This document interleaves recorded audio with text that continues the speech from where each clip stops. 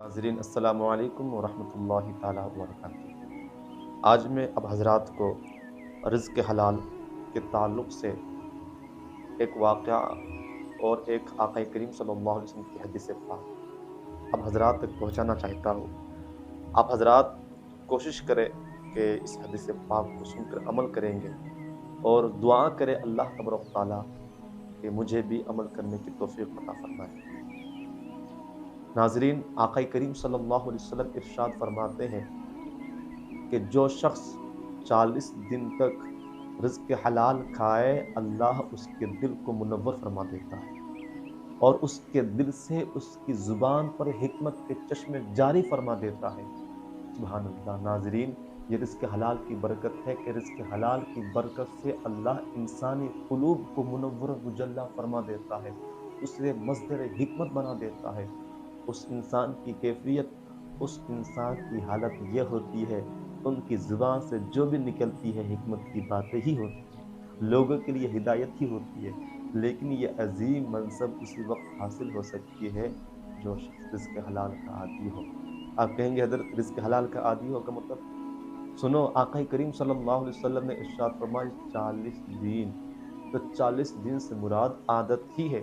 کہ وہ اس لیے کہ علماء فرماتے ہیں کہ جو شخص کسی بھی کام کو 40 دن تک کر لیتا ہے وہ شخص اس کام کا عادی ہو جاتا ہے۔ سبحان اللہ۔ تو 40 دن آپ رزق حلال کھا کر دیکھیں تو پھر دیکھیں اللہ تبارک تعالیٰ آپ کے دل کو کیسے منور مجلی فرما دیتا ہے، اور پھر دیکھیں کہ آپ کو کس طریقے سے عبادت میں لذت اور سرور آتی ہے۔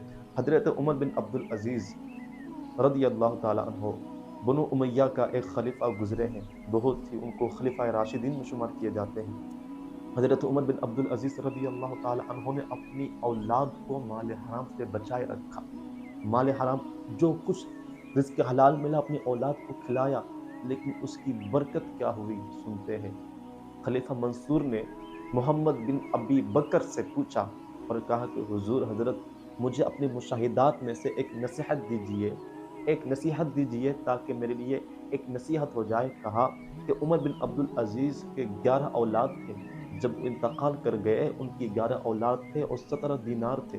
5 دینار ان کی تجہیز و تکفین میں خرچ کر دیے گئے، 2 دینار ان کے لیے قبر خریدی گئی، اور جو بچے 10 دینار کو ان کی اولادوں میں تقسیم ہوئی، یعنی عمر بن عبد العزیز کی اولاد میں سے ان کے باپ کے ترکے میں سے ایک دینار بھی نہ ملے۔ اور حشام بن عبد الملک، وہ بھی بنو امیہ کا ایک بادشاہ گزرا ہے، لیکن وہ کمینہ پن کا آدمی تھا، اور جب انہوں انتقال کر گیا اور ان کا ترکہ ان کی اولاد میں تقسیم ہوئی تو کہا جاتا ہے کہ ایک اولاد کو 10 لاکھ دینار ملے۔ حشام بن عبد الملک کی اولاد کو 10 لاکھ دینار ملے، لیکن محمد بن ابی بکر کہتے ہیں کہ میں نے عمر بن عبد العزیز کی اولاد میں سے ایک شخص کو دیکھا کہ وہ ایک دن میں راہ خدا میں 100 گھوڑے صدقہ و خیرات کر رہے ہیں، اور حشام بن عبد الملک کی اولاد میں سے ایک شخص کو دیکھا کہ لوگ اسے صدقہ و خیرات کر رہے ہیں۔ یہ رزق حلال کی برکت ہے۔ حضرت عمر بن عبد العزیز رضی اللہ تعالی عنہ نے پوری زندگی اپنی اولاد کو رزق حرام سے بچائے رکھا، جو کچھ رزق حلال ملا وہ کھلایا۔ میرے دوستو، اپنی اولاد کو رزق حلال کھلاؤ۔ رزق حلال سے پرورش پانے والی اولاد والدین کا فرما بردار ہوتا ہے۔